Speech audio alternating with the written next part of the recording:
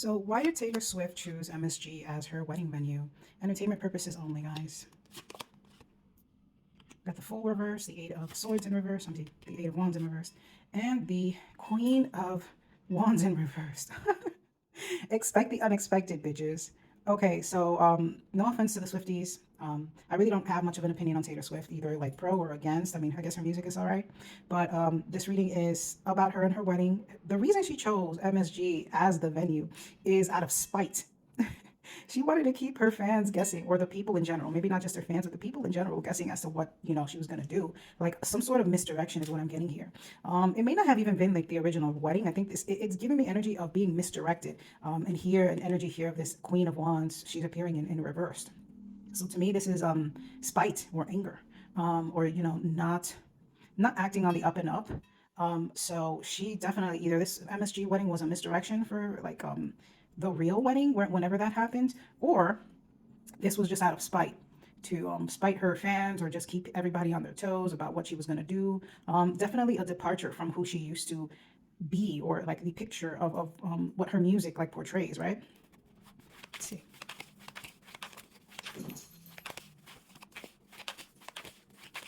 How does she feel about Travis? How does Taylor Swift feel about Travis? And I know that's kind of a silly question to ask out of, a newlywed kind of situation, but given these cards, I kind of like, I don't know. I just feel like I needed to clarify. Oh, ooh, she knows something about him. She knows something about him, but she's keeping it under wraps. Something unfair. This person, Travis, is, let me put it this way. She either sees this person as an opportunist, someone who is just not, not acting on the up and up, or she knows something about him that he did, something that was unfair or unwholesome, seedy even, and she is keeping that under wraps. She's not fighting him about it. Ooh, let me see. Get some more.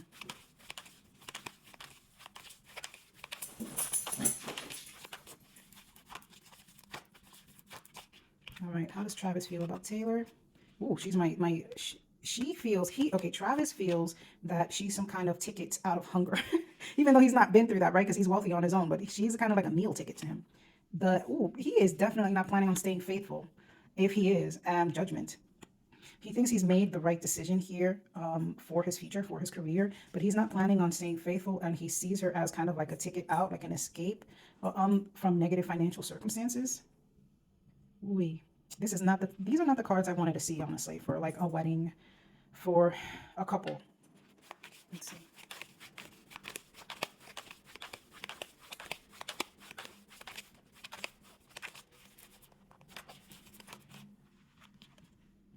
Here we have a Wheel of Fortune reversed, and this is the Six of Wands reversed. So this is bad luck or being stuck, and this is bad publicity. So while they may have seen this in the opposite way, like this was going to give them good publicity or like cause some sort of changes in her life, what I'm getting here is that like the theme of this connection, sorry, I had to get the door, but I did pull a few clarifiers here, and it's giving a miscalculation of a partnership based on PR. It is not the way that these two are looked upon is not the way that they were meant to be looked upon, if you get what I'm saying. Like this was a major like kind of like miscalculation in a partnership. Even if they do have feelings for each other, it is giving strong PR connection.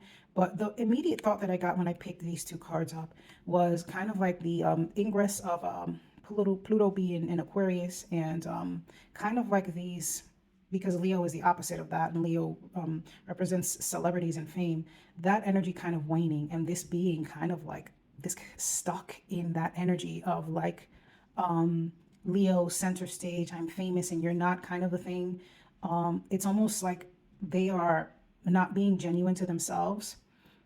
They are giving in to the pressure of a PR connection, or they have. And because it was built on this shakiness, there is that threat that it will not last. Obviously, that guy, Travis, allegedly, the cards do not see him as being a very stable person towards Taylor. And Taylor sees this, and I believe she's going to try to ignore it. Let me see, what else can we get here?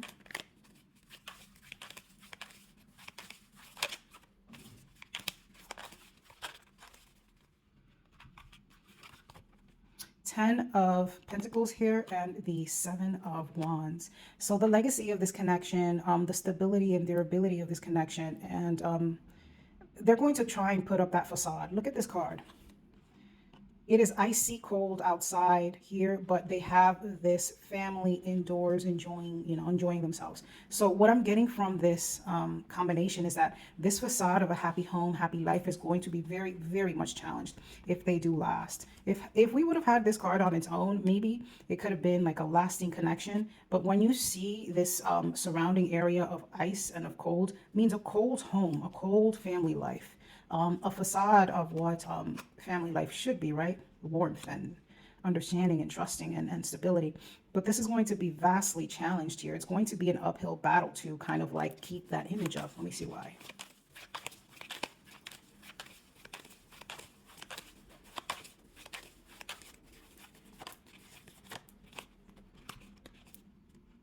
Okay, here we have the Hierophant, the way things should be, and the Nine of Cups in reverse, perhaps someone overindulging in something. So I'm getting here, this is Travis overindulging in his ways and kind of opposing the status quo, the Hierophant, which in this case would be the institution of marriage. Guys, if this lasts, it could last because she is not, Taylor may not be willing to kind of like admit to what it truly is. Or, she's turning a blind eye to Travis's actions, allegedly. Entertainment purposes only. But it's going to be vastly, it would be greatly challenged because of someone's actions, someone's inability to maintain composure in the kind of confines of a monogamous marriage. Okay.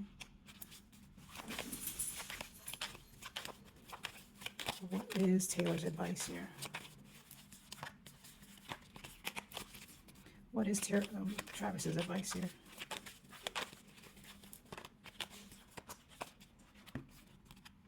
Taylor has a King of Wands and the Ace of Wands in reversed. This man is going to, if he's not doing so already, he has been stepping out.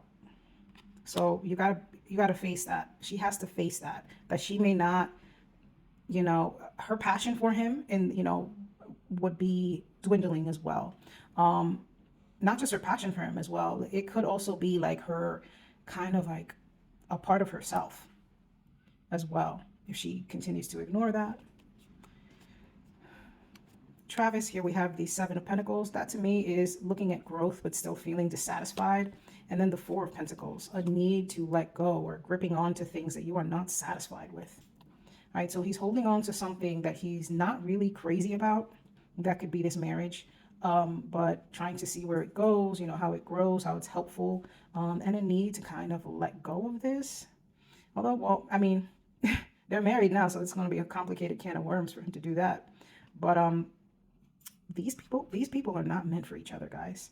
I feel like this was a phase in Taylor's life of self-exploration, and maybe a phase in Travis's life where he, tried something new, got a little bit of notoriety from it, but I don't think these people were meant to stay together. You know what I'm saying? They stifle each other. And I'm sorry to disappoint whomever, like Swifties, like sometimes, she may be a great artist to you guys, but she's human and she is fallible. So like a human and like a valuable person, she will make mistakes. And I believe this is a mistake for her. By the way, if you want your own personal reading, all my information is in the bio. I look forward to reading for you guys. If not, you can just feel free to follow me here. I'm going to be putting out more celebrity readings and more readings on the zodiac signs for the rest of the summer and the winter. Thank you so much for listening.